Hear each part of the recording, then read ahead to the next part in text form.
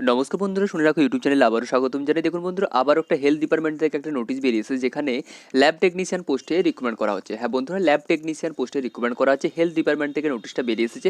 তো বন্ধুরা, এই ভিডিওর মাধ্যমে বোঝাবো যে কারা কারা এই ল্যাব অ্যাসিস্ট্যান্ট পোস্টের জন্য আবেদন জানাতে পারবেন, কী কী যোগ্যতার প্রয়োজন রয়েছে এবং আবেদন কীভাবে করবেন, আবেদনের শুরুর তারিখ, শেষ তারিখ, সমস্ত এই ভিডিওর মাধ্যমে বুঝিয়ে দিচ্ছি।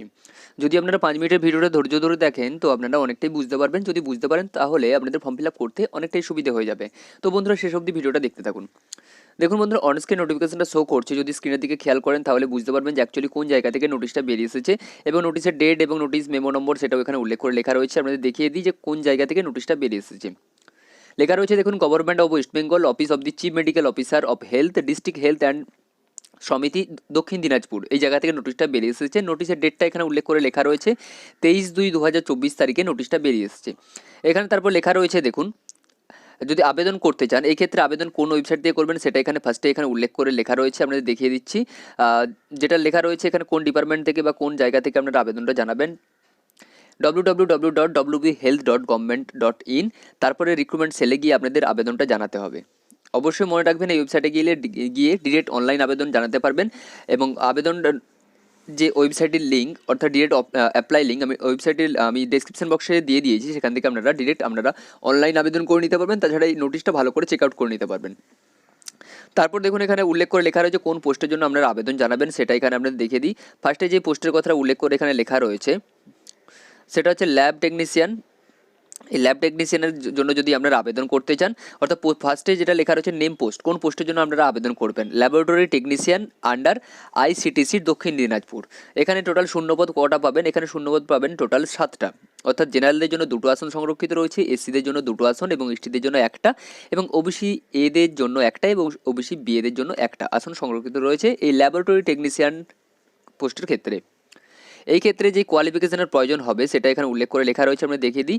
কোয়ালিফিকেশনে যেটা প্রয়োজন হবে সেটা হচ্ছে BSc in medical laboratory technology, বা বিএমএল, বা ডিপ্লোমা মেডিকেল ল্যাবরেটরি টেকনোলজি, বা ডিএমএলটি বা ডিএমএলএস। যদি এই কোর্স যদি এই কোয়ালিফিকেশনগুলো থেকে থাকে তবেই আপনারা এই পোস্টে, এসেন্সিয়ালভাবে লেখা রয়েছে, তবেই আপনারা এই পোস্টে আবেদন জানাতে পারবেন। অবশ্যই মনে রাখবেন যেই কোয়ালিফিকেশনগুলো কথা বললাম, অর্থাৎ BSc in medical laboratory technology এবং বিএমএলটি বা বিএমএলএস বা ডিপ্লোমা মেডিকেল ল্যাবরেটরি বা ডিএমএলটি বা ডিএমএলএস, এই কোর্সগুলো যদি আপনার করা থাকে কোনো রেজিস্টার, আমাদের ওই স্টেট গভর্নমেন্টে যদি রেজিস্টার প্রাপ্ত হয়ে থাকে, বা আপনার যদি এই কোয়ালিফিকেশানগুলো থেকে থাকে তাহলেই আমরা এই ল্যাবরেটরি টেকনিশিয়ান পোস্টে আবেদন জানাতে পারবেন। এই ক্ষেত্রে আপনাদের যেই এজটার প্রয়োজন হবে সেটা হচ্ছে 18 থেকে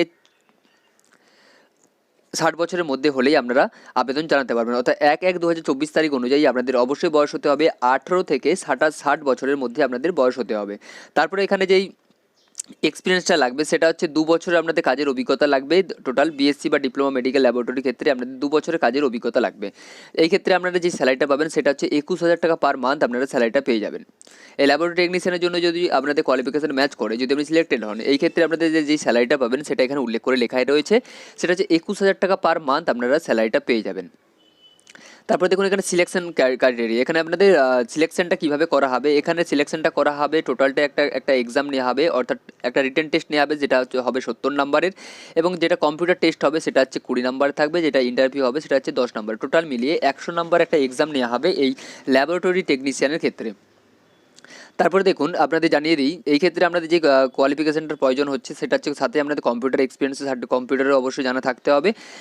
তারপরে আপনাদের জানিয়ে দিই আপনারা আবেদন কীভাবে করবেন। আবেদন জানাবেন ডিরেক্ট অনলাইনের মাধ্যমে www.wbhealth.government.in, এই সাইটে গিয়ে আপনারা অনলাইন রিক্রুটমেন্ট বলে একটা অপশন পাবেন, ওখানে গিয়ে আপনারা ডিরেক্ট আবেদন জানাতে পারবেন।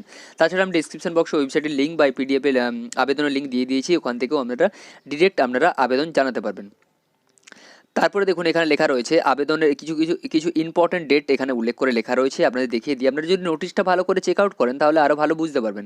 এখানে দেখুন অ্যাপ্লিকেশন স্টার্ট ডেটটা লেখা রয়েছে 24/2/2024 তারিখ থেকে আপনারা আবেদন জানাতে পারবেন, এবং আবেদনের শেষ তারিখ রয়েছে 11/3/2024 তারিখ।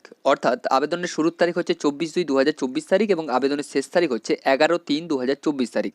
আর পেমেন্ট যদি আপনি করেন, যে অ্যাপ্লিকেশন ফিসটা যে আপনাদের পেমেন্ট করতে হবে সেটা আপনাকে 24/2/2024 থেকে আমরা যদি পেমেন্ট করেন, ওই তারিখ থেকে 10/3/2024 তারিখের মধ্যে আপনাদের পেমেন্টটা কমপ্লিট করতে হবে। অর্থাৎ পেমেন্ট স্টার্ট, অর্থাৎ অ্যাপ্লিকেশন ফিস যেটা রয়েছে সেটা আপনাকে 24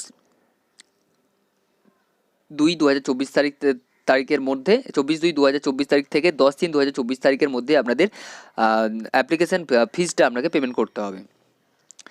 তারপরে আপনাকে অ্যাপ্লিকেশন ফিস হিসেবে আপনাকে কত টাকা পেমেন্ট করতে হবে? অ্যাপ্লিকেশন ফিস হিসেবে আপনাকে পেমেন্ট করতে হবে 100 টাকা, এবং যদি আপনি কোনো কাস্ট সার্টিফিকেট থেকে থাকে বা কোনো আমি ক্যাটাগরি ক্যান্ডিডেট হয়ে থাকেন, সেই ক্ষেত্রে আপনাকে 50 টাকা ফিস পেমেন্ট করতে হবে। সেটা এখানে উল্লেখ করে লেখা রয়েছে দেখুন, and application fees 100 for general applicant, এবং 50 রুপিস হচ্ছে আদার্স রিজার্ভ ক্যান্ডিডেট। যদি SC ST OBC ক্যান্ডিডেট হয়ে থাকেন সেক্ষেত্রে আপনাকে 50 টাকা ফিস পেমেন্ট করতে হচ্ছে। যদি আপনি জেনারেল ক্যান্ডিডেট হয়ে থাকেন সেক্ষেত্রে আপনাকে 100 টাকা ফিস পে করতে হচ্ছে।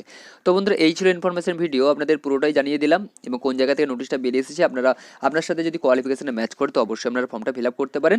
তো বন্ধুরা, এই ছিল ইনফরমেশন ভিডিও। আমি আর ভিডিওটা বড় করছি না, আমি বারবারই বলি আপনারা অনেক অভিজ্ঞ এবং আপনারা অনেক জানেন বুঝেন। তো বন্ধুরা, শেষে একটা কথাই বলতে চাই, আমার ইনফরমেশন ভিডিও দেখে যদি আপনাদের একটু কাজে আসে বা একটু উপকারে আসে, পরবর্তী ভিডিও পাওয়ার জন্য আমার চ্যানেলকে সাবস্ক্রাইব করুন, লাইক করুন এবং শেয়ার করুন। সাথে থাকুন, পাশে থাকুন। নমস্কার।